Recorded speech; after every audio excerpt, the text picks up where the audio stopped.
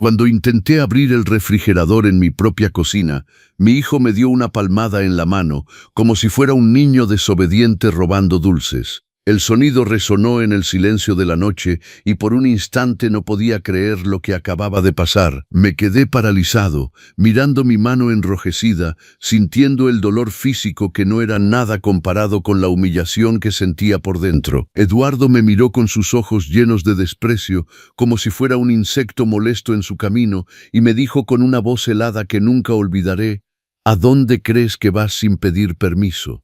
No pude responder. Las palabras se quedaron atoradas en mi garganta. Sentí que mi propia casa se había convertido en una prisión donde yo era el intruso. Y entonces escuché la voz de Carlos, mi hijo, el muchacho que había criado solo después de la muerte de su madre, aquel por quien me había sacrificado durante tantos años, decir algo que partió mi alma en dos. Mi esposo es el dueño de la casa ahora, papá. Tienes que pedirle permiso hasta para respirar. En ese momento mi mundo se derrumbó. No por la palmada, no por las palabras de Eduardo, sino porque mi propio hijo me estaba traicionando. Sentí como si el suelo se abriera bajo mis pies y me tragara entero. Tenía 68 años y nunca hubiera imaginado terminar así de humillado en mi propia casa, aquella que había construido con tanto esfuerzo al lado de mi difunta esposa Rosa Hernández. Los muros que antes resonaban con risas y amor ahora parecían cerrarse sobre mí, ahogándome. Miré a Carlos, buscando un rastro del hijo que había conocido, pero lo que vi fue un extraño, un hombre completamente dominado con ojos vacíos, repitiendo las palabras de su esposo como si fueran un mandamiento sagrado. Me pregunté en qué momento lo había perdido, en qué momento había dejado de ser mi muchacho para convertirse en la marioneta de este hombre. Eduardo cruzó los brazos sobre su pecho y sonrió. Esa sonrisa no tenía nada de humano, era crueldad pura. Ahora regresa a tu cuarto, Ramón, dijo, usando mi nombre como si se tratara de un insulto, y la próxima vez que tengas hambre pide por favor. Aquí hay reglas y las vas a seguir, ¿entendido? Asentí porque no podía hacer otra cosa. Mis piernas temblaban y sentía que si abría la boca, solo saldría un sollozo quebrado. Di media vuelta y caminé hacia mi habitación, sintiendo sus miradas clavarse en mi espalda como cuchillos. Cada paso era pesado, como si cargara el mundo entero sobre mis hombros. Cerré la puerta y me tiré en la cama. Las lágrimas comenzaron a rodar por mi rostro sin control. Lloré en silencio, mordiéndome los labios para no hacer ruido, porque hasta para llorar necesitaba permiso en mi propia casa. Mi estómago gruñía de hambre, pero el dolor emocional era mucho más fuerte que cualquier necesidad física. ¿Cómo había llegado a esto? ¿Cómo había permitido que esto pasara? Estas preguntas me torturaban mientras miraba el techo de mi habitación, ese techo que yo mismo había pintado hace años cuando mi esposa todavía vivía.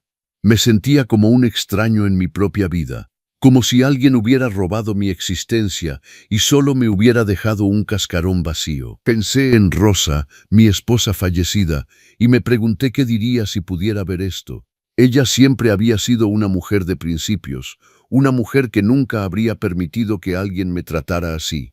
Habría enfrentado a Carlos, lo habría hecho entrar en razón, pero Rosa se había ido hace 5 años y yo estaba completamente solo en esta pesadilla. Recordé aquella noche cuando Carlos me llamó hace 8 meses con esa voz desesperada que ningún padre puede ignorar. «Papá, necesito tu ayuda», había dicho. «Eduardo y yo estamos pasando un momento difícil.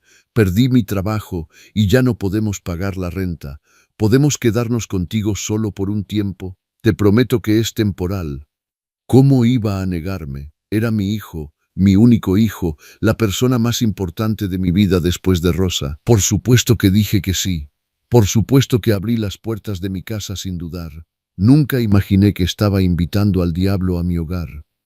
Al principio todo parecía normal. Eduardo era educado, hasta agradable, me ayudaba con algunas tareas del hogar. Sonreía cuando lo miraba, me llamaba suegro con aparente afecto. Carlos parecía aliviado de tener un techo sobre su cabeza y prometía constantemente que pronto encontraría trabajo y se mudarían. «Es solo temporal, papá», repetía cada semana. Pero las semanas se convirtieron en meses y comencé a notar pequeños cambios. Eduardo empezó a reorganizar mi cocina sin pedirme permiso. Movió mis ollas a lugares donde no podía alcanzarlas fácilmente. Cambió las toallas de baño por unas que él había comprado, dejando las mías guardadas en un cajón como si fueran basura. Pequeñas invasiones que ignoré porque no quería crear conflictos. Luego comenzó con las sugerencias. Ramón, ¿no crees que sería mejor cenar más temprano? Carlos y yo necesitamos intimidad por las noches. O Ramón, trata de no hacer tanto ruido por las mañanas. Nos despiertas. Cada sugerencia era una orden disfrazada y yo, como un tonto, obedecía para mantener la paz. Carlos nunca decía nada. Cuando intentaba hablarle del comportamiento de Eduardo, simplemente se encogía de hombros y decía: «Está estresado por la situación económica, papá. Dale tiempo». Siempre era dar tiempo, ser paciente, siempre era yo quien tenía que ceder. Un día, Eduardo decidió que mi horario de televisión era inapropiado porque él quería ver sus programas. Otro día, determinó que no podía usar la lavadora los fines de semana porque era su tiempo para lavar su ropa. Y Carlos asentía a todo como un perro obediente, siguiendo las órdenes de su amo. Pero nada me había preparado para lo que vendría. Nada me había preparado para el momento en que mi propia casa dejaría de ser mía y me transformaría en prisionero en el lugar donde había pasado los mejores años de mi vida. La tormenta comenzó de verdad hace 3 meses, cuando Eduardo anunció durante la cena que había tomado algunas decisiones importantes para mejorar la convivencia en la casa. Recuerdo que dejó sus cubiertos sobre la mesa con un ruido seco que me hizo sobresaltar. Carlos lo miraba con esa expresión de adoración enfermiza que me revolvía el estómago. «A partir de mañana», dijo Eduardo con una voz tan firme que parecía que dirigía una junta de empresa, «vamos a establecer reglas claras. Esta casa necesita orden y disciplina». Lo miré sin entender, esperando que Carlos interviniera, que dijera algo, lo que fuera, pero simplemente asintió como si todo esto tuviera sentido. «¿Tus reglas?», pregunté tímidamente, sintiendo mi voz temblar. «Eduardo, esta es mi casa. No entiendo por qué necesitaríamos reglas». Me miró como si acabara de decir la mayor estupidez del mundo. Suspiró con exasperación y cruzó los brazos. Ese gesto que ya conocía y que significaba que estaba a punto de decirme algo desagradable. «Por eso mismo necesitamos reglas, Ramón, porque es tu casa y has dejado que todo se vuelva un caos. Carlos y yo no podemos vivir así. Si nos quedamos aquí, las cosas se harán a mi manera». La forma en que pronunció «a mi manera» heló mi sangre. No estaba sugiriendo, estaba imponiendo. Y Carlos se quedó ahí sentado en silencio, traicionándome con su indiferencia. Al día siguiente apareció una lista pegada en el refrigerador. Una larga lista escrita con la caligrafía perfecta de Eduardo, detallando todo lo que podía y no podía hacer en mi propia casa. Leí cada línea, sintiendo la indignación crecer en mi pecho como un animal salvaje, queriendo escapar. Horario de cocina. Ramón solo puede usar la cocina entre las 8 y 9 de la mañana y entre las 2 y 3 de la tarde. Fuera de esos horarios, la cocina es territorio exclusivo de Eduardo. Territorio exclusivo. En mi propia casa. Seguí leyendo con las manos temblorosas. Uso del baño. Ramón debe ducharse antes de las 7 de la mañana o después de las 10 de la noche para no interferir con la rutina de la pareja. Mi rutina de toda una vida, la ducha que tomaba cada mañana a las 8 mientras escuchaba las noticias en la radio, ya no importaba. Tenía que adaptarme a ellos. Uso de la sala. Los viernes y sábados por la noche están exclusivamente reservados para Carlos y Eduardo. Ramón debe permanecer en su habitación después de las 8 de la noche. Me exiliaba en mi habitación como si fuera un mueble viejo que estorbaba en la sala. La lista continuaba con más de 20 puntos, cada uno más absurdo y humillante que el anterior. Arranqué la lista del refrigerador con tanta fuerza que rompí una esquina. Fui directo a la habitación donde Carlos y Eduardo todavía dormían. Toqué la puerta con insistencia, sintiendo la rabia correr por mis venas como lava fundida. «Carlos, Carlos, necesito hablar contigo ahora». Eduardo abrió la puerta con una bata de seda azul que nunca había visto, probablemente comprada con el dinero que yo le daba a Carlos para los gastos. Me miró con desdén como si fuera un vendedor interrumpiendo su mañana. «¿Qué pasa, Ramón? Estábamos durmiendo». «Esto», dije agitando la lista frente a su cara. «Esto es lo que pasa. ¿Quién te crees para imponer reglas en mi casa?» Mi voz salió más fuerte de lo que había planeado. Años de frustración acumulada finalmente encontraban una salida. Detrás de Eduardo, Carlos apareció frotándose los ojos, despeinado y confundido. «Papá, ¿qué está pasando?», preguntó con esa voz de niño que usaba cuando quería evitar problemas. Pero ya no era un niño, era un hombre de 38 años que había elegido a su esposo por encima de su padre, y esa elección me estaba destruyendo poco a poco. «Lo que pasa es que tu esposo puso una lista de reglas en mi refrigerador como si fuera su casa y yo fuera un invitado indeseado. ¿Vas a permitir esto, Carlos? ¿De verdad vas a permitir que me trate así?». Miré a mi hijo con súplica, buscando un rastro del hijo cariñoso que solía defender a su padre contra todo. Eduardo intervino antes de que Carlos pudiera responder. Esas reglas son necesarias, Ramón. No puedes seguir viviendo como si estuvieras solo. Somos 3 personas en esta casa ahora y necesitamos organización. ¿Prefieres que sigamos viviendo en el desorden? «¿Desorden?», repetí incrédulo. «Viví en esta casa durante 40 años con mi esposa y nunca hubo desorden. El desorden llegó cuando ustedes llegaron». Las palabras salieron de mi boca antes de que pudiera retenerlas, crudas y honestas. Vi el rostro de Eduardo endurecerse, sus ojos se estrecharon como los de una serpiente lista para atacar. «Carlos», dijo sin dejar de mirarme, «dile a tu padre que si no le gustan las reglas, tal vez debería buscar otro lugar donde vivir». El silencio que siguió fue ensordecedor. Esperé que Carlos explotara, que le dijera a su esposo que estaba completamente loco, que esta era la casa de su padre y que nadie lo iba a echar. Pero Carlos simplemente suspiró, se pasó la mano por el cabello y dijo: «Papá, Eduardo tiene razón, las reglas nos van a ayudar a convivir mejor. No es gran cosa, son solo algunos horarios». Sentí como si me dieran un golpe en el estómago. Mi propio hijo tomaba su lado, validando esta locura, convirtiéndome en el villano de mi propia historia.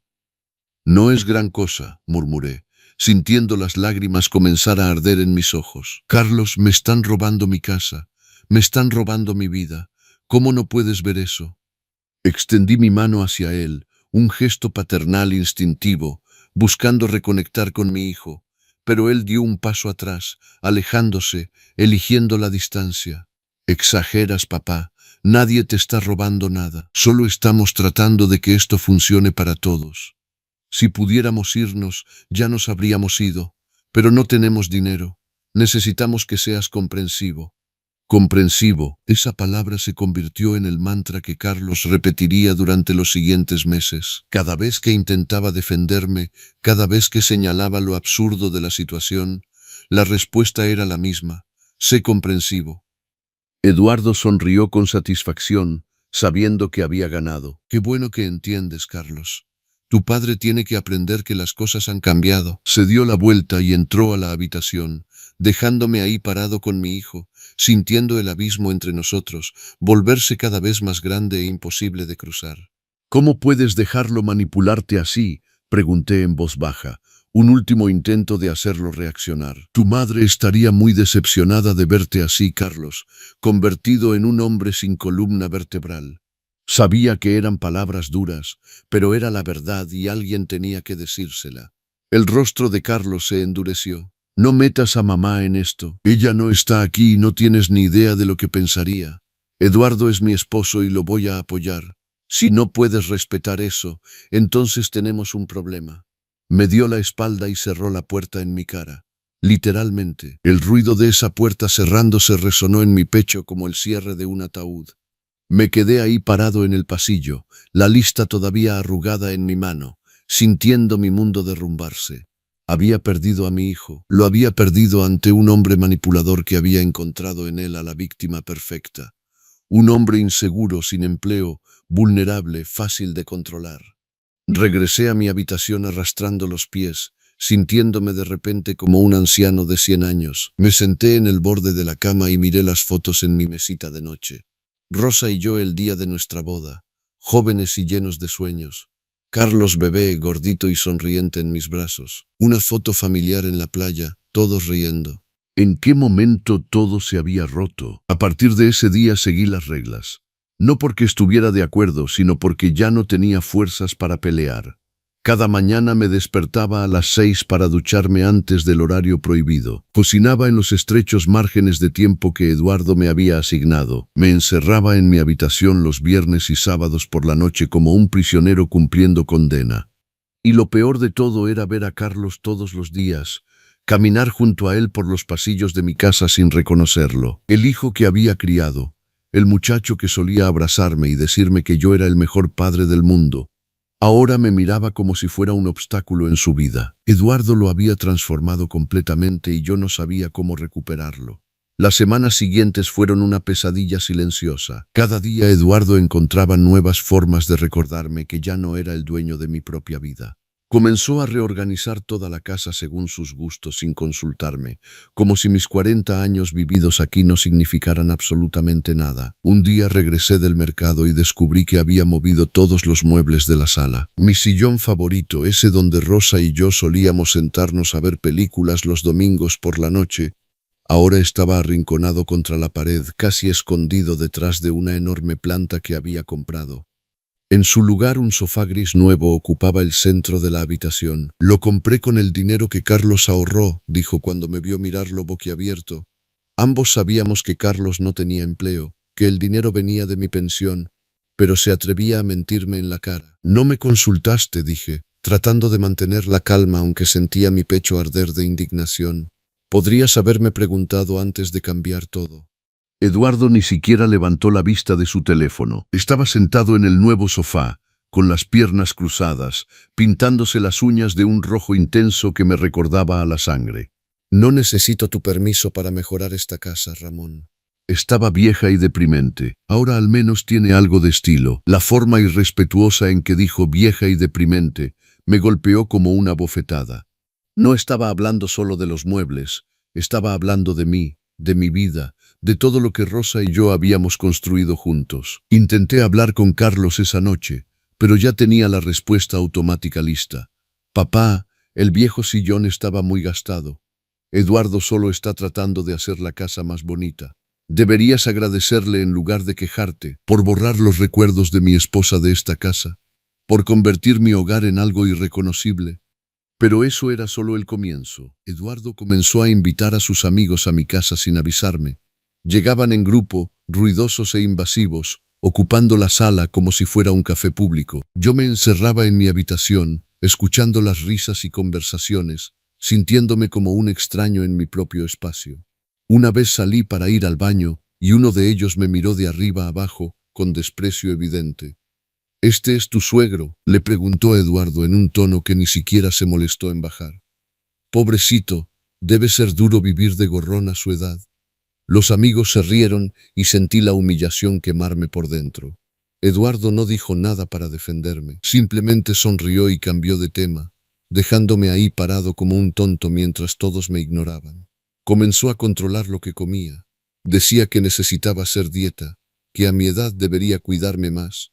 Eliminó de la alacena todo lo que me gustaba, las galletas de avena que comía con mi café por las mañanas, el chocolate que guardaba para los momentos difíciles, hasta la mermelada de fresa que Rosa solía comprarme cada mes. «Esas cosas tienen demasiada azúcar, Ramón. No son saludables», decía mientras llenaba los estantes con productos orgánicos costosos que yo terminaba pagando. Cuando compraba algo para mí, algo pequeño que me daba aunque fuera un momento de felicidad, Eduardo lo encontraba y lo tiraba a la basura. «Te dije que nada de azúcar, Ramón. ¿Por qué no me escuchas?» Y Carlos, mi propio hijo, asentía como si Eduardo me estuviera haciendo un favor, como si controlar cada aspecto de mi vida fuera un acto de amor y no de crueldad. Una tarde decidí cocinar mole poblano, ese platillo que Carlos siempre había amado, la receta que mi madre me había enseñado y que estaba en nuestra familia desde generaciones. Quería recuperar, aunque fuera un momento, la conexión con mi hijo, recordarle los días cuando éramos una familia feliz. Pasé toda la tarde en la cocina durante mi pequeña ventana de tiempo autorizado, poniendo todo mi amor en ese platillo. Cuando serví la cena, Eduardo olió el mole y arrugó la nariz con disgusto. «¿Qué es esto? Huele horrible». Mi corazón se apretó. Es el platillo favorito de Carlos, dije tratando de sonreír. Le encantaba cuando era niño. Miré a Carlos, esperando que recordara, que dijera algo afectuoso, que me diera aunque fuera una migaja de cariño. Pero Eduardo habló primero. Carlos ya no come ese tipo de comida pesada. Estamos cuidando nuestra alimentación, ¿recuerdas? Además, ya había preparado ensaladas para la cena. Señaló el refrigerador donde había efectivamente 2 ensaladas perfectamente dispuestas en recipientes de vidrio. Solo 2 ensaladas. Una para él, una para Carlos. Ninguna para mí. Yo ya comí durante mi horario permitido, agregó con esa sonrisa falsa que tanto detestaba. No sabía que ibas a cocinar, aunque deberías haberme avisado. Las reglas dicen que tienes que coordinarte conmigo antes de usar la cocina fuera de tu horario. No era cierto. Había cocinado exactamente durante mi tiempo designado. Pero discutir con él era inútil. Siempre encontraba una forma de hacerme parecer el culpable. Carlos ni siquiera probó el mole poblano. Comió su ensalada en silencio mientras yo miraba la olla llena de comida que nadie iba a comer. Toda esa tarde desperdiciada. Todo ese amor rechazado. Esa noche tiré el mole a la basura y lloré sobre el fregadero, tratando de no hacer ruido para que no me escucharan. Los días se transformaron en un ciclo interminable de pequeñas humillaciones que se acumulaban como piedras sobre mi pecho. Eduardo criticaba mi ropa, decía que me vestía como un viejo y que le daba vergüenza cuando salíamos juntos. Criticaba mi forma de hablar, mi forma de caminar, mi forma de existir. Y Carlos nunca decía nada, nunca me defendía, simplemente asentía o miraba hacia otro lado. Dejó de llamarme papá. Ahora solo decía Ramón con ese tono impersonal que se usa con un conocido, no con el hombre que te dio la vida. Cada vez que escuchaba mi nombre en su boca sin el papá delante, sentía que moría un poco por dentro. Eduardo había logrado borrar hasta eso, hasta el vínculo más sagrado entre un padre y un hijo. Comencé a tener miedo en mi propia casa. Miedo de hacer ruido, miedo de ocupar espacio, miedo de respirar muy fuerte. Caminaba de puntillas por los pasillos como un fantasma, tratando de no molestar, de no existir demasiado. Mi propia presencia se había vuelto indeseable y yo me encogía cada día, volviéndome más pequeño, desapareciendo. Una noche escuché a Eduardo hablando por teléfono con alguien. Su voz atravesaba las delgadas paredes de mi habitación. No te preocupes, ya casi logro mi objetivo, decía riendo. Es solo cuestión de tiempo antes de que decida irse por su cuenta. Y cuando eso pase, esta casa será completamente nuestra. Carlos ya firmó los papeles que le di. El tonto ni siquiera los leyó. Mi sangre se heló. ¿De qué papeles hablaba? Me quedé pegado a la pared de mi habitación, conteniendo la respiración, tratando de escuchar más. Sí, el abogado dijo que esa firma es suficiente. Cuando se vaya o si le pasa algo, Carlos tendrá todo automáticamente y yo, como su esposo, tendré derecho a todo. Ese viejo estúpido ni siquiera imagina lo que le espera. Sentí náuseas. Eduardo no solo me estaba quitando mi casa mientras vivía en ella, estaba planeando obtener todo legalmente, y Carlos, mi hijo ingenuo y manipulado, había firmado algo sin siquiera consultarme. El nivel de traición era tan profundo que no podía comprenderlo. Mi propio hijo estaba ayudando a robarme, aunque probablemente ni siquiera lo sabía. Al día siguiente intenté hablar con Carlos sobre lo que había escuchado. Hijo, necesito que me digas la verdad. ¿Firmaste recientemente algún documento, algo relacionado con la casa o la herencia? Me miró confundido por un segundo, luego incómodo. Eduardo me pidió que firmara unos papeles del abogado. Dijo que era para protegernos legalmente en caso de que te pasara algo, para que todo fuera más fácil. ¿Y no pensaste en consultarme?, pregunté, sintiendo mi voz debilitarse. ¿No pensaste que tal vez yo debería estar al tanto de documentos que conciernen mi casa? Carlos se encogió de hombros, ese gesto de indiferencia que había perfeccionado en estos últimos meses. Eduardo dijo que era normal, que todas las familias lo hacen. No quería molestarte con tonterías legales. Tonterías legales. Mi patrimonio, mi hogar, toda mi vida reducida a tonterías legales. Carlos, tu esposo te está manipulando. Está planeando quedarse con todo, ¿no lo ves? Pero antes de que pudiera responder, Eduardo apareció como siempre, en el momento exacto para interferir. Otra vez metiéndole ideas en la cabeza a Carlos. Ramón, ¿No te cansas de crear problemas? Me miró con sus ojos fríos y calculadores. Carlos, dile a tu padre que deje de inventar conspiraciones. Se está volviendo paranoico por la edad. Y Carlos, como la marioneta perfecta en que se había convertido, me miró y dijo: Papá, Eduardo tiene razón. Ves problemas donde no los hay. En ese momento supe que había perdido completamente a mi hijo. No había forma de hacerle ver la verdad. Eduardo había construido un muro tan sólido entre nosotros que mis palabras ya no lo alcanzaban. Estaba atrapado en una pesadilla de la que no había escapatoria visible. Las cosas empeoraron de una manera que nunca hubiera imaginado posible. Eduardo comenzó a controlar hasta el aire que respiraba en mi propia casa. Decidió que mi habitación necesitaba una renovación.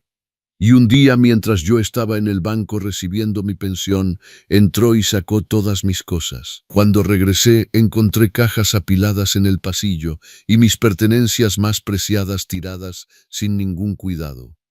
¿Qué hiciste?, grité al verlo salir de mi habitación con una bolsa llena de mis fotografías.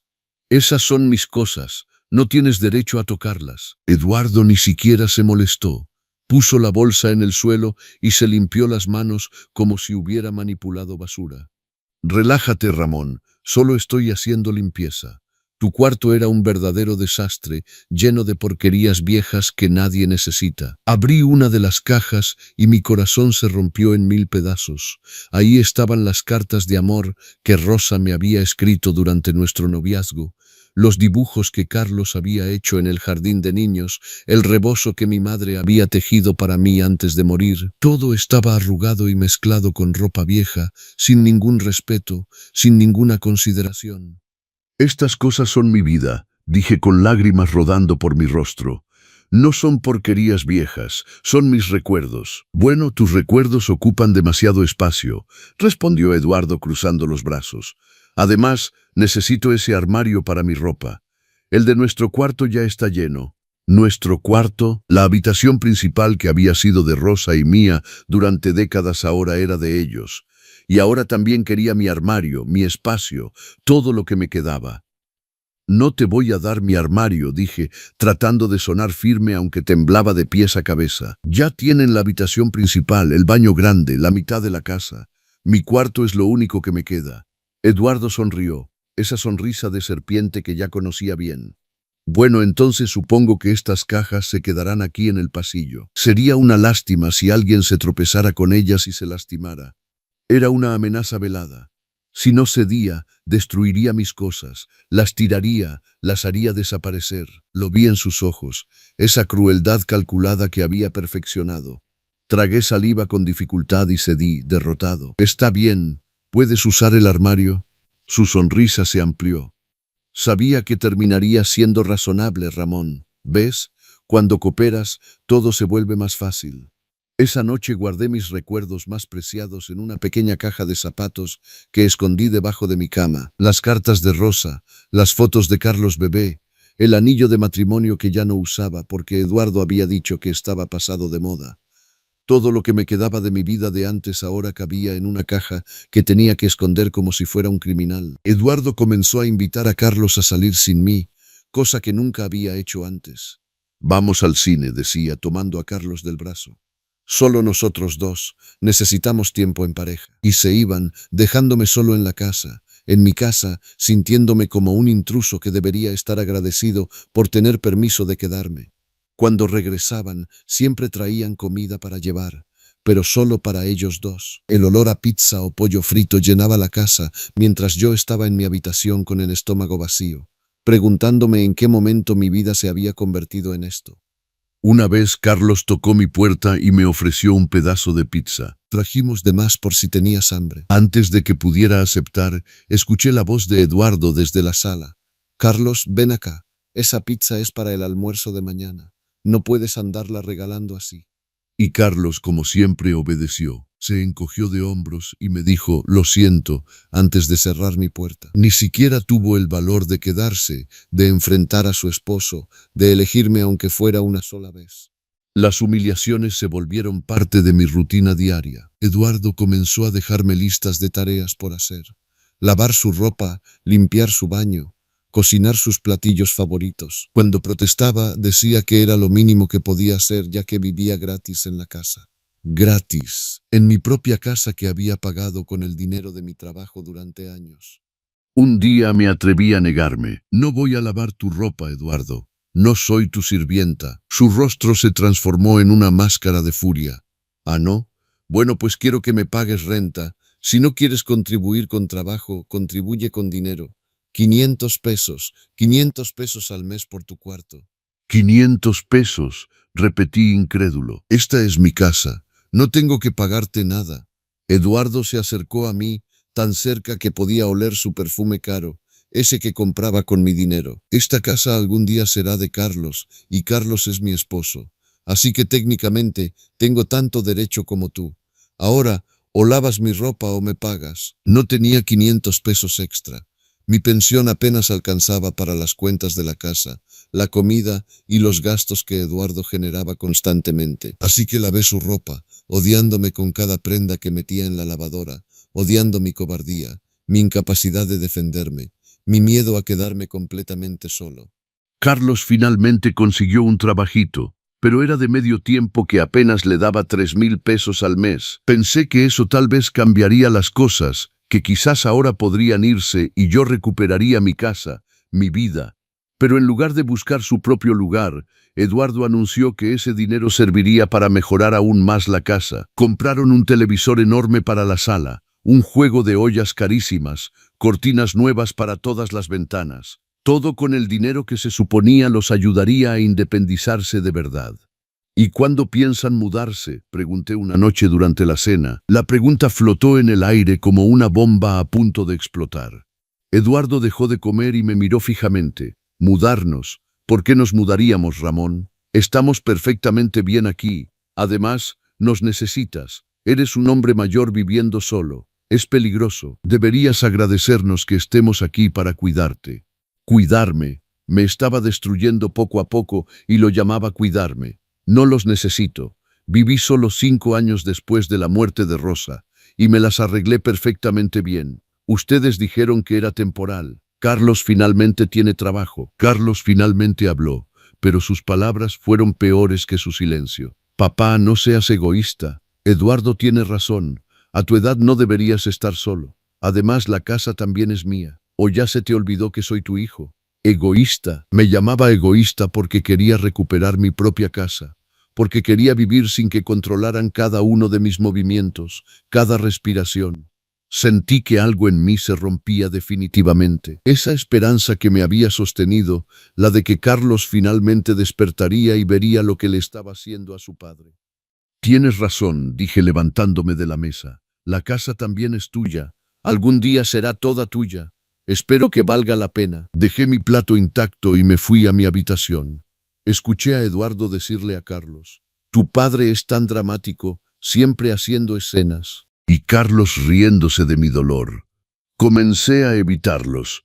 Solo salía de mi habitación cuando era absolutamente necesario.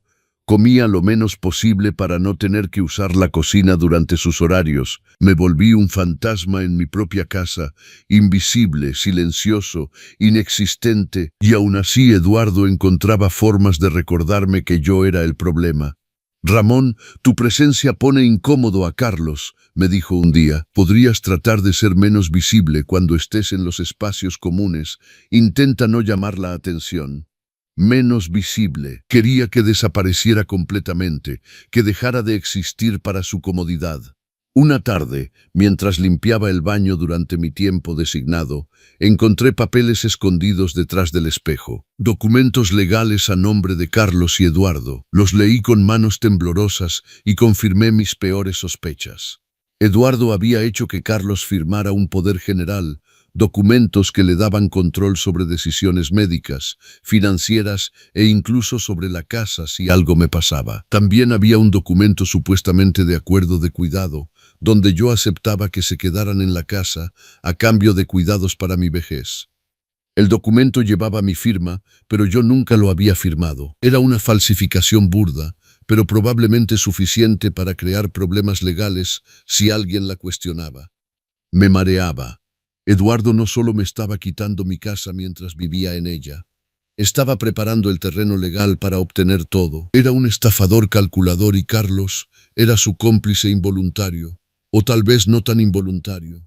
Ya no sabía qué pensar de mi propio hijo.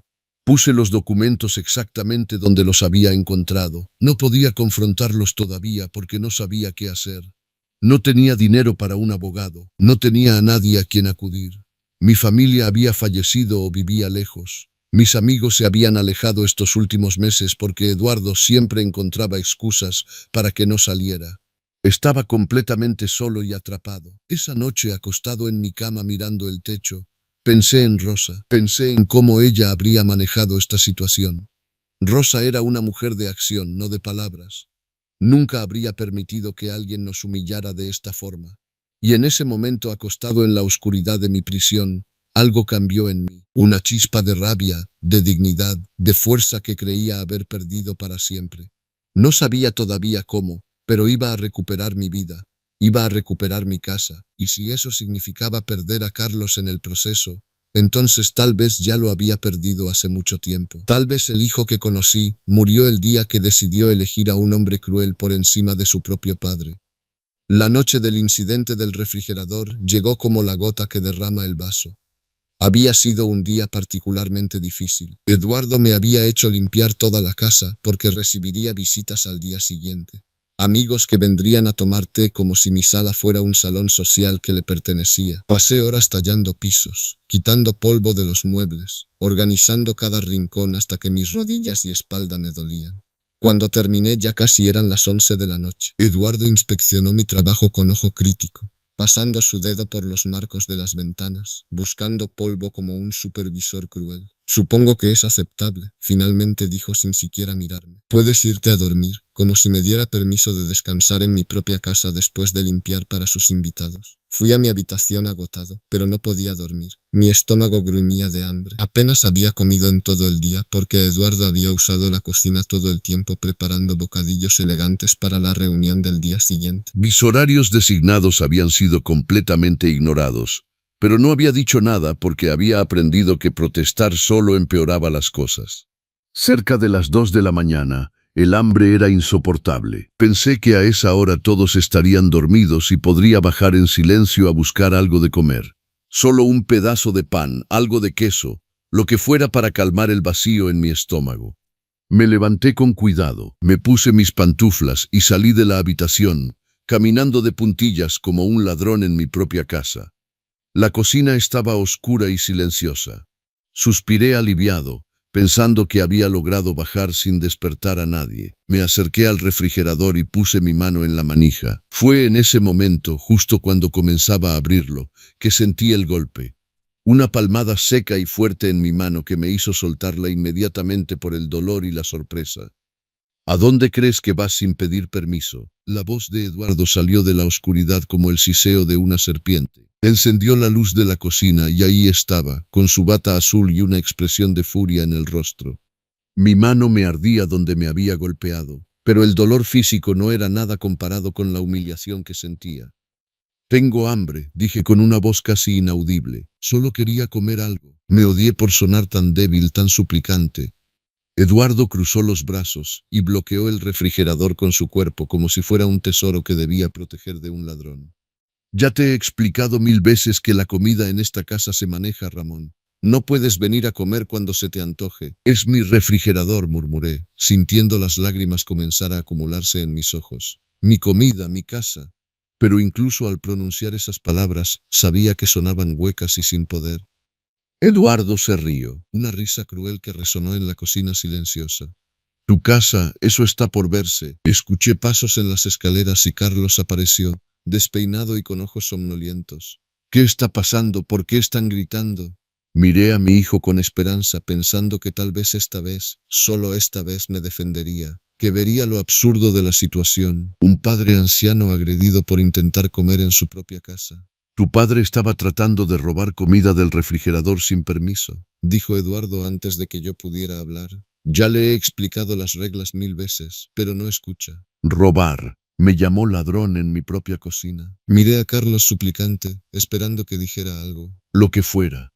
Papá, dijo Carlos con un suspiro cansado, ¿de verdad es necesario hacer esto en medio de la noche? Ya conoces las reglas. Si tenías hambre podrías haber esperado hasta mañana. Mis piernas comenzaron a temblar. Mi propio hijo me culpaba por tener hambre, por querer comer en mi propia casa, por existir. Carlos, por favor. Mi voz se debilitaba. Esto es ridículo. Me dio una palmada por intentar abrir el refrigerador. ¿No ves lo enfermo que está esto? Extendí mi mano mostrando la marca roja que empezaba a formarse. Mírame, hijo, mírame y dime que esto es normal. Pero Carlos no miró mi mano. En cambio miró a Eduardo, quien le devolvió una mirada significativa que no pude descifrar. Y entonces mi hijo pronunció las palabras que destruirían toda esperanza que me quedaba. Mi esposo es el dueño de la casa ahora, papá. Tienes que pedirle permiso hasta para respirar.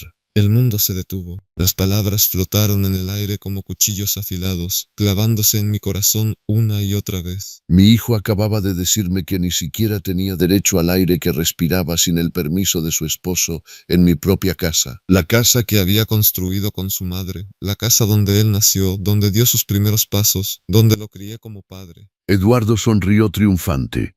Había ganado completamente. Había tomado a mi hijo y lo había convertido en un arma en mi contra.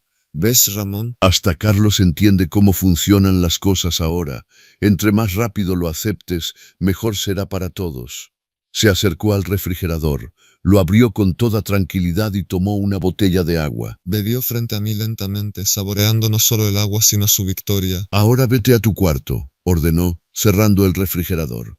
Y la próxima vez que tengas hambre en horas no autorizadas, espera o pide permiso como debe ser. Carlos asintió apoyándolo. Papá, vete a dormir. Mañana hablamos. Pero yo sabía que mañana no hablaríamos de nada. Mañana sería igual que hoy. Y el día siguiente también. Subí las escaleras sintiendo que cada paso me costaba un pedazo de mi alma. Entré a mi habitación y cerré la puerta. Me senté en el borde de la cama y fue ahí, en la oscuridad de mi prisión, cuando todo finalmente cambió. Algo se rompió en mí, pero no de la forma en que esperaban. No me rompí en derrota, sino en claridad. Vi mi vida con una lucidez brutal. Había mendigado amor, mendigado respeto, mendigado un lugar en mi propia casa. Había permitido que me redujeran a nada, que me convirtieran en una sombra suplicante. Y todo por miedo. Miedo de perder a Carlos, miedo de quedarme solo, miedo de admitir que mi hijo ya no era el muchacho que había conocido. Pero esa noche, con la mano todavía ardiendo de la palmada, el estómago vacío y el corazón roto, tomé una decisión fría, clara y definitiva. No iba a mendigar más, no iba a suplicar más. No iba a permitir que me trataran como basura en mi propia casa. Me levanté y encendí la luz de mi habitación. Busqué debajo de mi cama la caja donde guardaba mis objetos más preciados. Adentro había algo de dinero que había escondido en secreto. Billetes de 100 y 200 pesos que guardaba cuando podía. No era mucho, tal vez 2.500 pesos en total, pero era algo. También tomé un cuaderno viejo y comencé a escribir. Escribí todo lo que había pasado estos últimos meses. Cada humillación, cada abuso, cada momento en que Carlos eligió a Eduardo por encima de mí. No sabía para qué me serviría este registro, pero algo me decía que necesitaba documentar todo. Mientras escribía, las lágrimas caían sobre el papel manchando algunas palabras, pero no me detuve. Escribí hasta que me dolió la mano, hasta que vacié todo el veneno acumulado en mi pecho. Y cuando terminé, cuando ya no quedaban palabras por escribir, supe exactamente qué tenía que hacer. No iba a confrontarlos, no iba a pelear, no iba a darles el espectáculo de verme roto y suplicante una vez más. Iba a hacer algo que nunca esperarían de mí, algo que les dolería mucho más que cualquier grito o queja. Iba a irme, iba a desaparecer de sus vidas y dejarlos exactamente con lo que querían. La casa, sin mí. No dormí el resto de la noche. Me quedé sentado en mi cama, mirando por la ventana mientras el cielo oscuro se transformaba lentamente en un amanecer grisáceo. Con cada minuto que pasaba, mi decisión se volvía más sólida, más clara. Ya no había duda, ya no había miedo, solo una certeza fría y definitiva. Tenía que salir de ahí antes de que me destruyeran completamente. A las 7 de la mañana, cuando escuché que Eduardo y Carlos se levantaban, ya tenía mi plan. Me duché rápido durante mi horario prohibido porque francamente ya no me importaban sus reglas. Me vestí con mi mejor ropa, la que Eduardo siempre criticaba por ser anticuada, y esperé. Cuando bajaron a desayunar, me encontraron sentado en la sala. No en mi habitación como un prisionero obediente, sino en la sala, en el sofá nuevo que Eduardo había comprado con mi dinero. «Buenos días», dije con una calma que los sorprendió. Eduardo me miró con desconfianza. Probablemente esperaba encontrarme quebrado, suplicante después de lo de anoche. Pero lo que vio fue algo diferente. Un hombre que había tomado una decisión. «Necesito hablar con ustedes», continué. «Ambos, siéntense». Carlos intercambió una mirada con Eduardo, confundido por mi tono. Por primera vez en meses, no estaba pidiendo permiso, no estaba suplicando.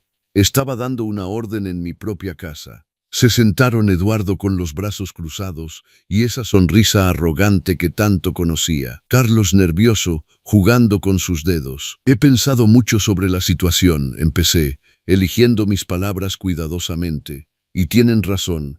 Esta convivencia no está funcionando, así que he decidido que es hora de hacer algunos cambios». Eduardo se inclinó hacia adelante, con los ojos brillando. Probablemente pensaba que iba a anunciar que me mudaría, que les dejaría la casa como él había planeado todo este tiempo. «A partir de hoy», dije, mirando directamente a Carlos, ignorando completamente a Eduardo, «voy a salir por unos días, tal vez una semana, tal vez 2. Necesito espacio para pensar sobre mi futuro». «¿A dónde vas a ir?», preguntó Carlos, y por primera vez en meses detecté una pizca de preocupación genuina en su voz. «Eso no les concierne», respondí firmemente. «Pero antes de irme, quiero que sepan algo. Esta casa es mía, la escritura está a mi nombre, y he decidido que cuando regrese, si regreso, las cosas van a cambiar radicalmente».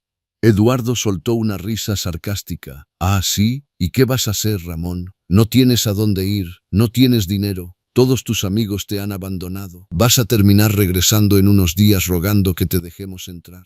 Lo miré con una calma que lo desconcertó. «Puede ser, o puede que no, pero durante el tiempo que esté fuera, quiero que reflexionen sobre algo. Esta casa es mi patrimonio, es lo único que tengo. Y si algo me pasa, si misteriosamente aparezco muerto o desaparezco, tengan por seguro que ya dejé documentos con un abogado explicando toda la situación». Era mentira, no tenía ningún abogado. Pero ellos no lo sabían. Vi cómo el rostro de Eduardo se tensaba ligeramente. Había tocado un nervio. «Qué dramático», dijo, pero su voz había perdido parte de su arrogancia. «Nadie está planeando que te pase nada». «Me alegra escuchar eso», respondí, «porque también he documentado todo lo que ha pasado estos meses. Cada humillación, cada regla absurda, cada vez que me golpearon, dejé que la palabra colgara en el aire. O me negaron comida. Todo está escrito, fechado, guardado en un lugar seguro». Carlos se puso pálido. «Papá, nadie te golpeó». «Ah, no», levanté mi mano donde todavía se veía la marca roja de anoche. «¿Esto qué es entonces?».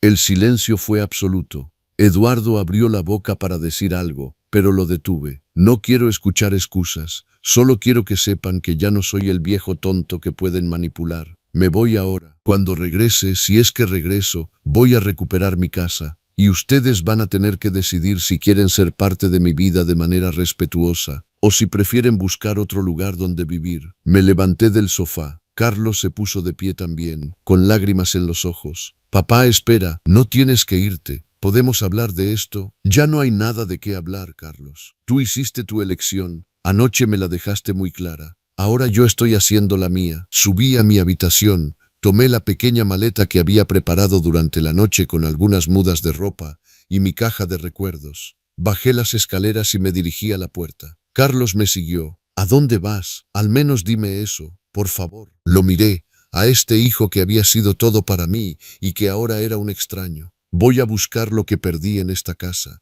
mi dignidad». Y salí, cerrando la puerta detrás de mí. El aire de la mañana me golpeó el rostro y por primera vez en meses sentí que podía respirar. Mis piernas temblaban mientras caminaba por la calle con mi maleta. No sabía exactamente a dónde iba, pero sabía que no podía quedarme un minuto más en esa casa. Caminé hasta la esquina y tomé un taxi. Al centro, le dije al conductor. Una vez en el centro de la ciudad busqué un hotel barato, algo que pudiera pagar con mis 2.500 pesos mientras pensaba qué hacer. Encontré un lugar pequeño pero limpio. La Posada San Miguel se llamaba. El dueño, un hombre mayor llamado don Joaquín, me miró con curiosidad cuando pedí una habitación por varios días. ¿Está bien, señor?, preguntó con genuina preocupación. Se ve un poco alterado. Fue esa simple pregunta, ese tono de preocupación real que no había escuchado en meses, lo que me quebró. Me senté en el pequeño lobby y comencé a llorar. Lloré como no había llorado desde la muerte de Rosa. Don Joaquín no dijo nada. Solo puso su mano en mi hombro y esperó. Cuando finalmente pude hablar, le conté todo. No sé por qué. Tal vez porque era un completo extraño y necesitaba desahogarme con alguien que no me juzgara. Él escuchó en silencio, asintiendo de vez en cuando. Cuando terminé, suspiró profundamente. Mi amigo dijo con voz calmada, lo que necesita no es solo un cuarto de hotel. Necesita un plan. Y necesita ayuda. No tengo a nadie, admití. No tengo familia, mis amigos. Me alejé de todos por no causar problemas. Todos tenemos a alguien, respondió don Joaquín. Solo que a veces olvidamos dónde buscar. ¿Ha intentado contactar a algún viejo amigo? ¿Alguien de antes? Pensé en Roberto, mi compadre de hace años. Habíamos trabajado juntos durante décadas. Fuimos como hermanos. Pero cuando Carlos y Eduardo llegaron a mi casa, poco a poco dejé de verlo. Eduardo siempre tenía excusas de por qué no podía salir. Y eventualmente Roberto dejó de llamar. Hay alguien, dije lentamente. Pero hace meses que no hablo con él. Nunca es tarde para reconectar con un verdadero amigo, dijo don Joaquín, ofreciéndome el teléfono de la recepción. Llámelo. Con manos temblorosas marqué el número de Roberto que milagrosamente todavía recordaba. Sonó 3 veces antes de que contestara. Bueno, Roberto, soy Ramón, dije, sintiendo un nudo en la garganta. Hubo un silencio, luego. Ramón, compadre, ¿dónde diablos te has metido? Llevo meses tratando de contactarte. Lo sé, yo tengo que contarte algo. ¿Podemos vernos? Por supuesto, dime dónde estás y voy para allá. Le di la dirección de la Posada San Miguel y colgué. Don Joaquín sonrió. Ve, ya no está tan solo. Media hora después, Roberto llegó. Me abrazó tan fuerte que casi no podía respirar. Compadre, te ves terrible, ¿qué te pasó? Nos sentamos en el pequeño comedor del hotel y le conté todo otra vez. Toda la historia desde que Carlos y Eduardo llegaron hasta mi escape de esta mañana. Roberto escuchaba con el ceño cada vez más fruncido. Cuando terminé, golpeó la mesa con el puño. Ese desgraciado. ¿Y Carlos permitió todo eso? No puedo creerlo. Ese muchacho que conocí nunca habría tratado así a su padre. Ya no es el muchacho que conociste, dije con tristeza. Eduardo lo cambió completamente. Roberto se quedó pensativo un momento. Mira, compadre, no puedes quedarte escondido en un hotel. Eso es lo que ellos quieren, que te rindas, que regreses derrotado. Tienes que pelear por lo tuyo. ¿Pero cómo? No tengo dinero para abogados. Apenas tengo para sobrevivir unos días. Tengo un primo, dijo Roberto. Es abogado, no es de esos caros de traje y oficina elegante, pero sabe lo que hace. Trabaja con gente como nosotros, gente común. Déjame hablar con él. A lo mejor podemos encontrar una solución. Por primera vez en meses sentí una chispa de esperanza. ¿De verdad harías eso por mí? Compadre, somos familia, más que familia. No voy a dejar que ese par de abusadores te quiten todo lo que trabajaste en tu vida. Mañana mismo hablo con mi primo. Mientras tanto, tú vas a quedarte en mi casa. No puedo abusar de tu hospitalidad. No es abuso, es lo que hacen los amigos, los verdaderos amigos. Se levantó y pagó mi cuenta del hotel antes de que pudiera protestar. Vámonos, mi esposa va a estar feliz de verte. Siempre pregunta por ti. Esa noche dormí en la casa de Roberto y su esposa Lupita. Ella preparó mi platillo favorito, enchiladas verdes caseras, y me trató con tanto cariño que volví a llorar. Me di cuenta de cuánto había extrañado esto. La calidez humana, la amabilidad sin condiciones, el respeto. Al día siguiente Roberto cumplió su palabra. Su primo, el licenciado Martín Flores, vino a la casa. Era un hombre de unos 50 años, serio pero con ojos amables. Don Ramón, dijo estrechando mi mano. Roberto me contó su situación. Es grave, pero no imposible de resolver. Primero, necesito que me cuente todo desde el principio. Cada detalle importa. Pasamos 3 horas hablando. Le mostré mi cuaderno donde había documentado todo. Le hablé de los papeles que encontré escondidos en mi casa, de las humillaciones, de las reglas, de todo. El licenciado Flores tomaba notas meticulosamente. Cuando terminé, se reclinó en su silla y exhaló. Esto es un caso clásico de abuso de adulto mayor y fraude. Los documentos que firmó su hijo sin su consentimiento, especialmente si falsificaron su firma, son ilegales. Podemos pelear esto. ¿Pero cómo? No tengo dinero. No se preocupe por eso ahora. Roberto es familia para mí también. Vamos a trabajar esto con honorarios mínimos. Lo importante es proteger su patrimonio. Sacó unos documentos de su maletín. Primero, vamos a hacer esto oficial. Voy a preparar una denuncia por abuso y fraude. También vamos a solicitar una orden de protección temporal y vamos a registrar oficialmente que usted no dio consentimiento para ninguna transferencia de propiedad. ¿Y eso funcionará? Va a tomar tiempo, pero sí. La ley está de su lado, es su casa. Mientras tanto, le recomiendo que no regrese allá solo. Cuando vayamos, iremos acompañados de autoridades. Durante los siguientes días, el licenciado Flores trabajó en mi caso, presentó la denuncia, solicitó documentos, investigó los papeles que Eduardo había hecho firmar a Carlos, descubrió que efectivamente había una falsificación de mi firma y que los documentos no tenían validez legal real, pero habrían sido suficientes para causar problemas si yo hubiera muerto o desaparecido. Ese hombre es peligroso, me advirtió el licenciado.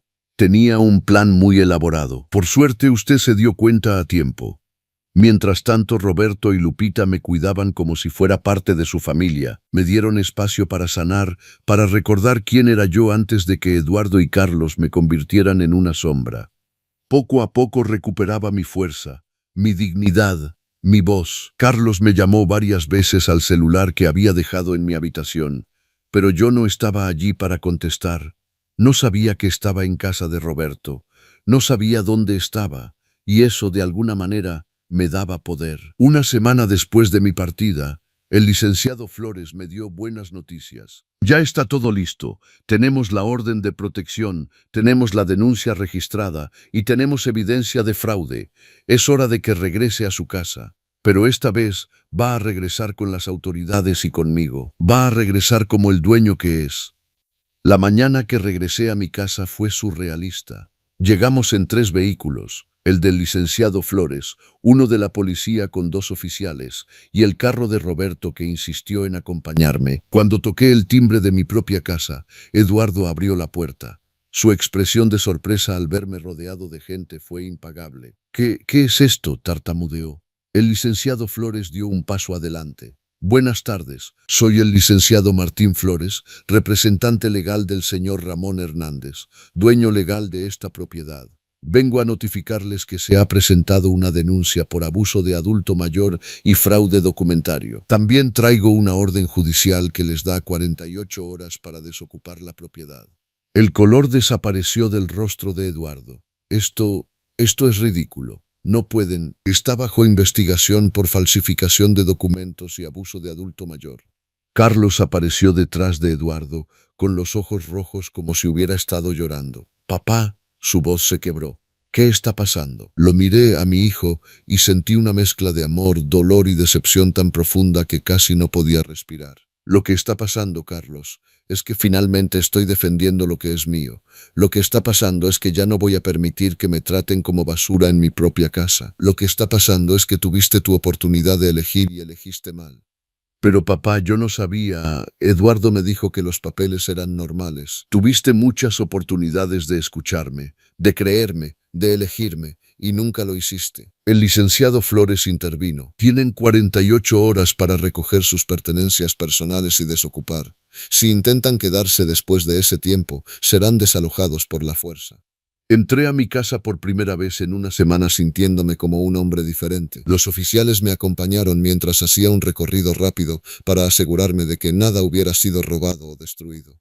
La casa estaba sorprendentemente limpia, casi como si Eduardo hubiera estado tratando de mantener las apariencias, esperando mi regreso. Pero había cambios. El sofá gris seguía en el centro de la sala. Mi sillón favorito todavía estaba arrinconado.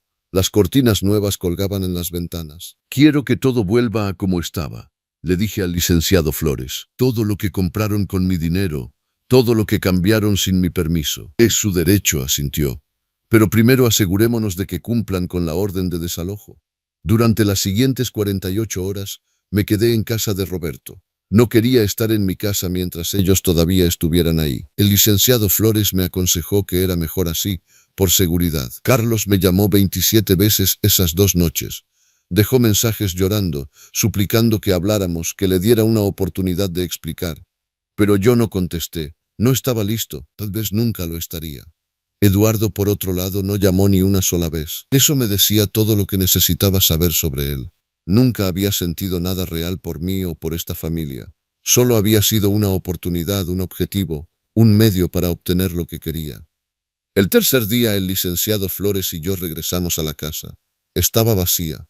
Se habían ido. Dejaron las llaves sobre la mesa de la cocina con una nota escrita por Carlos. Papá, siento mucho todo. Sé que no merezco tu perdón, pero espero que algún día puedas al menos escucharme. Te amo, siempre te amaré, Carlos. Sentí un dolor agudo en el pecho al leer esas palabras. A pesar de todo, era mi hijo, la persona que había cargado en mis brazos, que había enseñado a caminar, a leer, a ser hombre.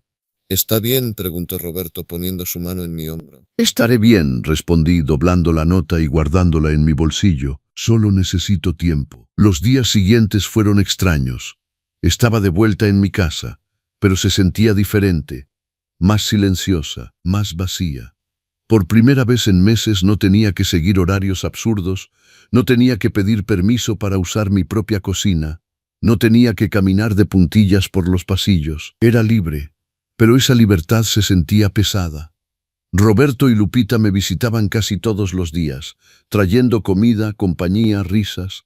Poco a poco empecé a invitar de nuevo a otros viejos amigos, personas que Eduardo había alejado de mi vida con sus manipulaciones. Don Ernesto, mi vecino de toda la vida, vino a visitarme.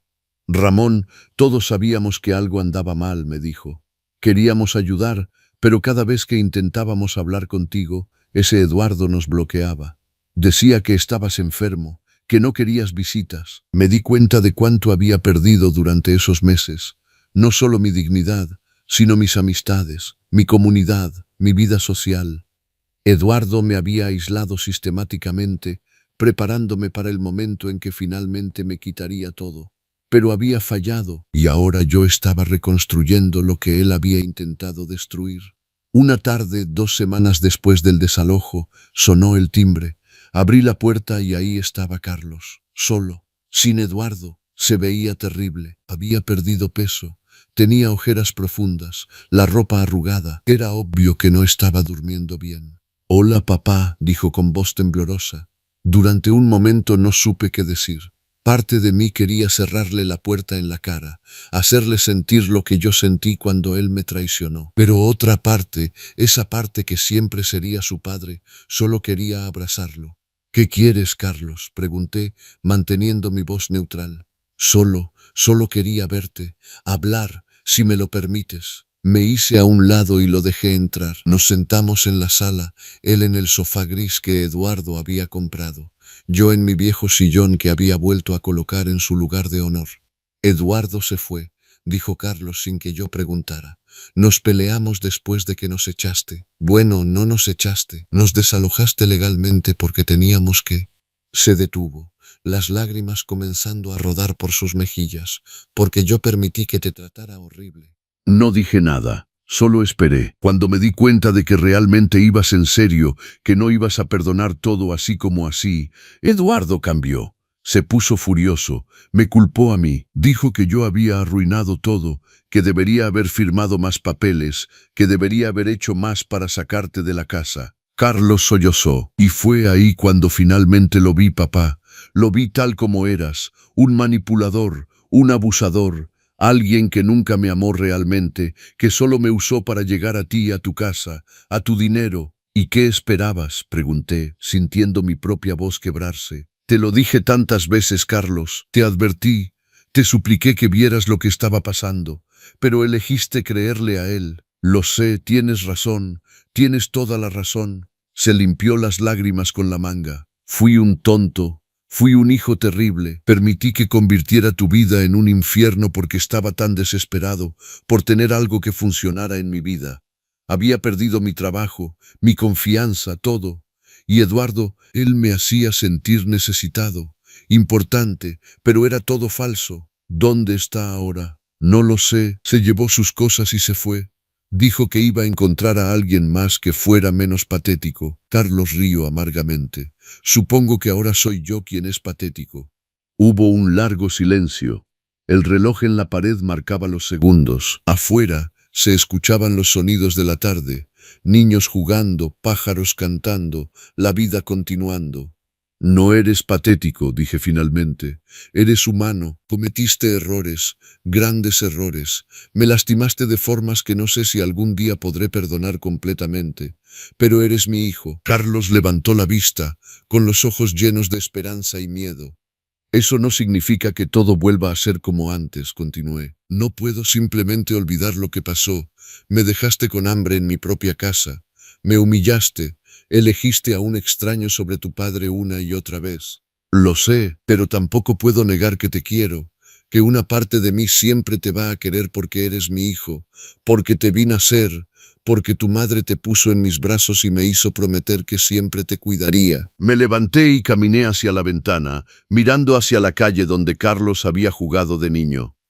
Si quieres reconstruir nuestra relación va a tomar tiempo, mucho tiempo, y va a requerir que hagas cambios reales en tu vida. Lo que sea, papá, haré lo que sea. Primero necesitas conseguir ayuda, terapia, para entender por qué permitiste que Eduardo te manipulara así, para trabajar en tu autoestima, en tu independencia. Carlos asintió vigorosamente. Ya empecé. Encontré un terapeuta. He ido 3 veces. Me sorprendió. ¿De verdad? Sí, porque me di cuenta de que si no trabajo en mí mismo esto va a volver a pasar. Voy a terminar con otro Eduardo, o peor, necesito entender por qué soy así. Sentí una pequeña chispa de esperanza. Tal vez, solo tal vez, mi hijo todavía estaba ahí, enterrado bajo el daño que Eduardo había causado, pero todavía ahí. Segundo, continué, necesitas encontrar trabajo, real, independizarte. No puedes volver a vivir aquí, Carlos. No ahora, tal vez nunca. Necesitas construir tu propia vida. Entiendo, ya estoy buscando. Roberto me ayudó a conseguir algunas entrevistas. ¿Roberto? Sí, fui a su casa. Le pedí perdón por cómo lo alejé de tu vida, y él, siendo el hombre increíble que es, me perdonó.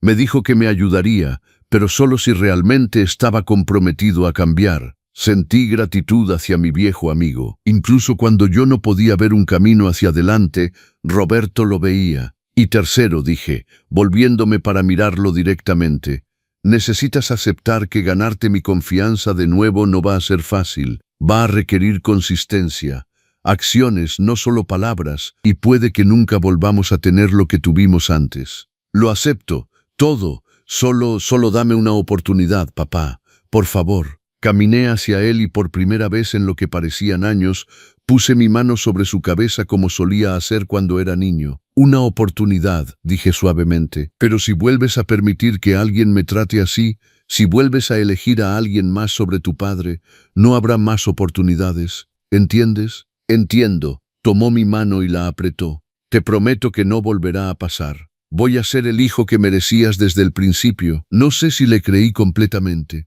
El daño era muy profundo, la traición muy dolorosa, pero era un comienzo. Los meses siguientes fueron de reconstrucción lenta. Carlos venía a visitarme una vez a la semana, siempre los domingos por la tarde. Tomábamos café, hablábamos, a veces había silencios incómodos, pero poco a poco esos silencios se hacían menos tensos. Me contaba sobre su terapia, sobre los trabajos que estaba buscando. Le conseguí uno en una tienda de don Ernesto, nada glamoroso, pero era honesto y le daba independencia. Poco a poco, muy poco a poco, empezaba a ver destellos del Carlos que había conocido.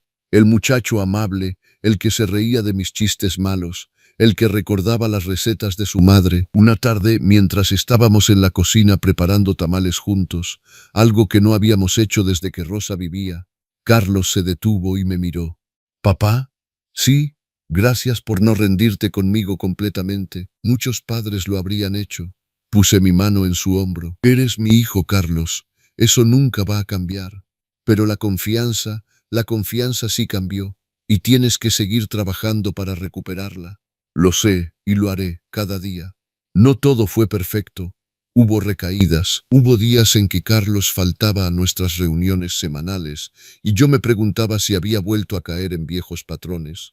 Hubo momentos en que la rabia regresaba, y yo tenía que recordarme respirar, perdonar, seguir adelante. Pero también hubo progresos. Carlos consiguió un apartamento pequeño propio.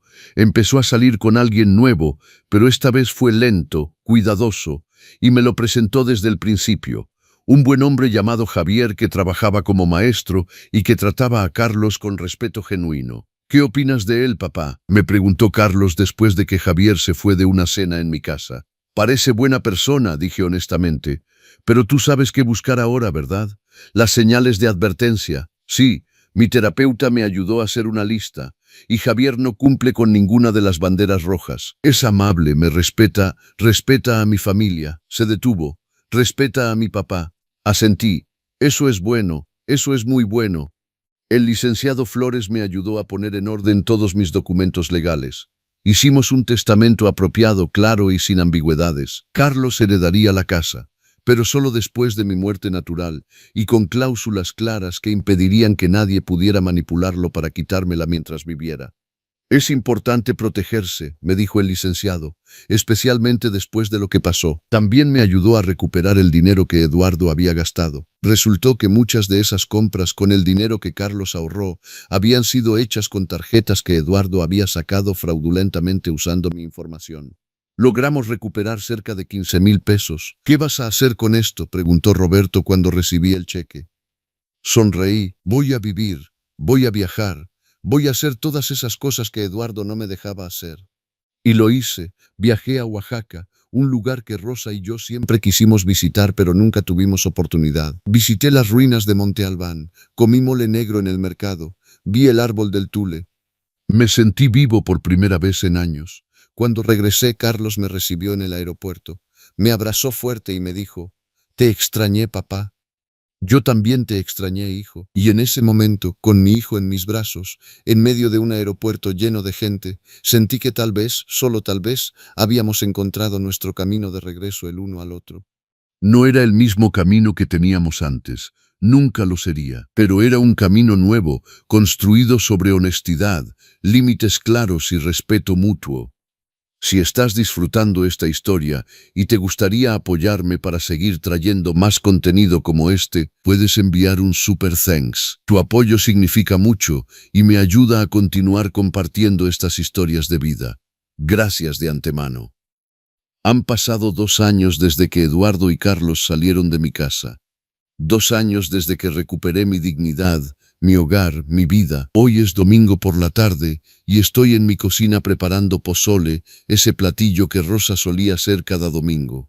Carlos viene en camino con Javier, se van a quedar a cenar. Es algo que hacemos regularmente ahora, una tradición nueva que hemos construido juntos. La casa se siente diferente ahora. Se siente como mía otra vez. Devolví el sofá gris y recuperé mi viejo sillón. Las cortinas de rosa están de vuelta en las ventanas. Las fotos de nuestra familia están en las paredes, ya no escondidas en una caja debajo de mi cama. Suena el timbre y voy a abrir. Carlos y Javier están ahí cargando una bolsa con pan dulce de la panadería. «Hola, papá», dice Carlos dándome un abrazo. No es forzado, no es incómodo, es genuino. «Hola, don Ramón», saluda Javier respetuosamente. Siempre me llama don Ramón, incluso cuando le digo que puede llamarme solo Ramón. Es un buen muchacho este Javier. Trabaja duro, trata bien a mi hijo y lo más importante, respeta los límites. Pasen, pasen, el pozole ya casi está listo. Nos sentamos en la sala mientras esperamos la cena. Carlos me cuenta sobre su trabajo en la tienda de don Ernesto. Le dieron un ascenso la semana pasada, ahora es supervisor. Estoy orgulloso de ti, le digo, y lo digo de verdad. Ha trabajado duro para llegar hasta aquí. No fue fácil para él comenzar desde abajo, pero lo hizo, lo está haciendo. Gracias, papá. ¿Y tú cómo has estado? ¿Cómo va el grupo? Sonrío. El grupo. Hace 6 meses don Ernesto y yo fundamos un grupo de apoyo para adultos mayores que han sufrido abuso familiar. Nos reunimos cada miércoles en el centro comunitario. Yo comparto mi historia, otros comparten las suyas. Nos apoyamos mutuamente. Va bien. Cada semana llega gente nueva. La semana pasada vino una señora, doña Mercedes, que estaba viviendo exactamente lo que yo viví. Su hija y su yerno la tenían prácticamente prisionera en su propia casa. ¿Y pudieron ayudarla? Sí, el licenciado Flores le está ayudando con el caso legal. Ya la conectamos con recursos. No va a tener que pasar por esto sola como yo. Carlos se queda callado un momento. Sé lo que está pensando. Todavía carga con culpa por lo que pasó. Probablemente siempre la cargará de alguna manera. Es bueno que estés ayudando a otra gente, papá. Conviertes algo malo en algo bueno. Es lo que tu madre habría hecho, digo suavemente. Ella nunca desperdiciaba una experiencia, ni siquiera las dolorosas. Siempre encontraba la forma de usarlas para ayudar a otros. Javier habla por primera vez en un rato. Don Ramón, si no es mucho pedir, alguna vez pensó en escribir su historia. Tal vez ayudaría a más gente. Es una idea interesante, tal vez. Nunca fui muy bueno escribiendo, pero tal vez alguien más podría ayudarme con eso. Yo te ayudaría, papá, ofrece Carlos. Podríamos hacerlo juntos. Tu historia, tus palabras, yo solo te ayudaría a ponerlas en papel. Lo miro y veo en sus ojos un deseo genuino de ayudar, de contribuir, de hacer algo bueno con lo que pasó. Me gustaría eso, digo. Me gustaría mucho. Vamos a la cocina para servir la cena. El pozole huele delicioso, con su caldo rojo y todos los acompañamientos. Lechuga, rábanos, orégano, limón, tostadas. Es perfecto. Mientras comemos, Roberto y Lupita llegan. Los invité también. Roberto trae su guitarra como siempre hace los domingos. «Compadre», grita al verme, dándome ese abrazo fuerte que siempre me da. Ya empezaron sin nosotros. Apenas estamos comenzando. Siéntense. Hay suficiente para todos. La mesa se llena de risas, de historias, de vida. Esta es la familia que elegí, la familia que me eligió de vuelta. Roberto y Lupita que estuvieron ahí cuando más los necesitaba. Carlos que está trabajando duro para redimirse. Javier que trata a mi hijo con el amor y respeto que merece. Después de la cena, Roberto saca su guitarra y comenzamos a cantar viejas canciones, rancheras que Rosa amaba. Carlos conoce las letras porque se las enseñé cuando era niño. Javier aprende rápidamente. En un momento de calma entre canciones, Carlos se acerca a mí. «Papá, hay algo que quiero decirte, algo que he querido decir por mucho tiempo pero no sabía cómo. Dime, hijo, gracias por no darte por vencido conmigo.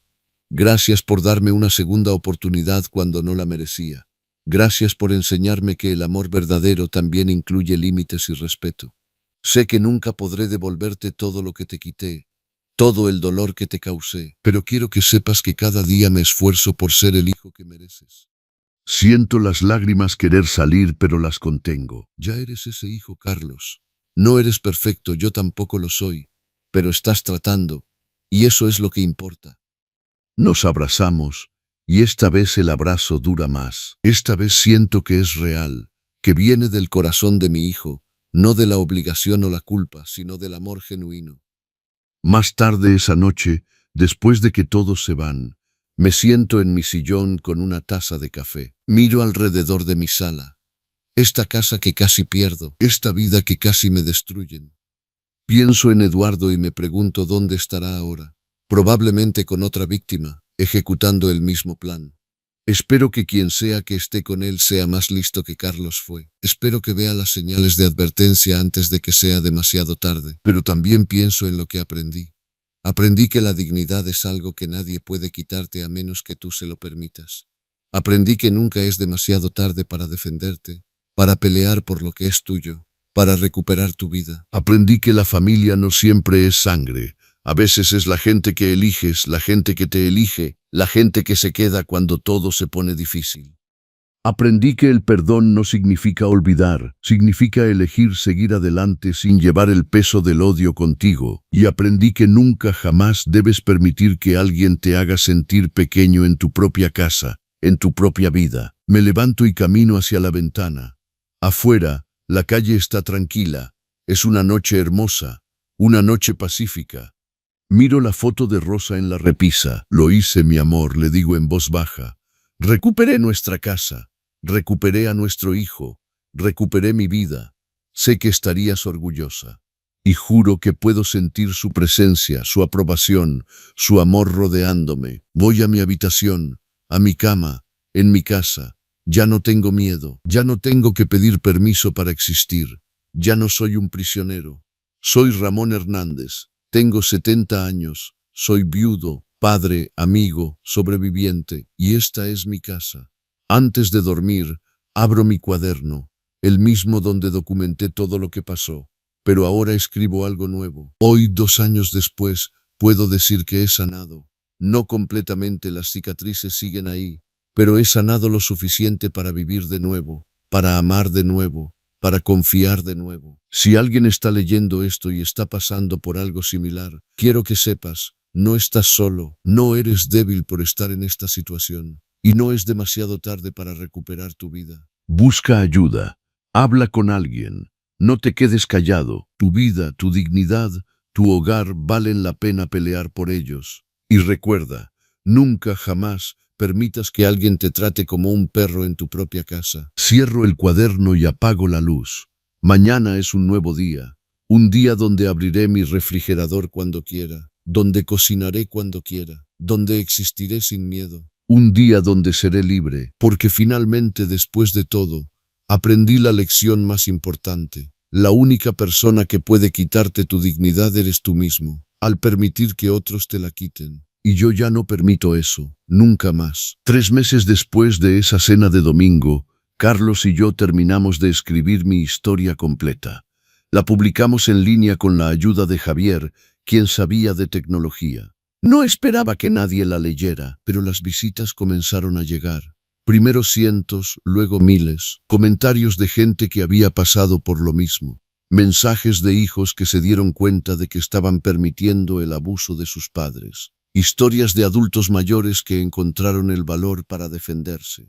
El grupo de apoyo creció. Ahora tenemos que reunirnos en un salón más grande. El licenciado Flores ofrece consultas gratuitas los miércoles para cualquiera que las necesite. Carlos empezó a trabajar como voluntario en el grupo, compartiendo su perspectiva como el hijo que falló pero que está trabajando para redimirse. Su testimonio ayuda a otras familias a entender ambos lados de la situación. Eduardo nunca volvió. Escuchamos por ahí que intentó lo mismo con otra familia, pero esta vez encontró a alguien que lo denunció de inmediato. Ahora enfrenta cargos criminales en otro estado. Carlos y Javier se comprometieron el año pasado. La boda es en junio. Me pidieron que los acompañara al altar a ambos. Lloré cuando me lo pidieron. Papá, dijo Carlos, tú nos enseñaste lo que es el amor verdadero. No el amor que controla, sino el amor que respeta. Queremos que seas parte de nuestro nuevo comienzo. Mi casa está llena de vida otra vez, llena de risas, de música, de amor, exactamente como Rosa y yo soñamos que sería. Y cada noche, antes de dormir, le doy gracias. Gracias por tener el valor de defender mi vida cuando más lo necesitaba. Gracias por los amigos que me sostuvieron. Gracias por la segunda oportunidad con mi hijo. Porque al final del día, esta no es solo una historia sobre abuso, es una historia sobre recuperación, sobre dignidad,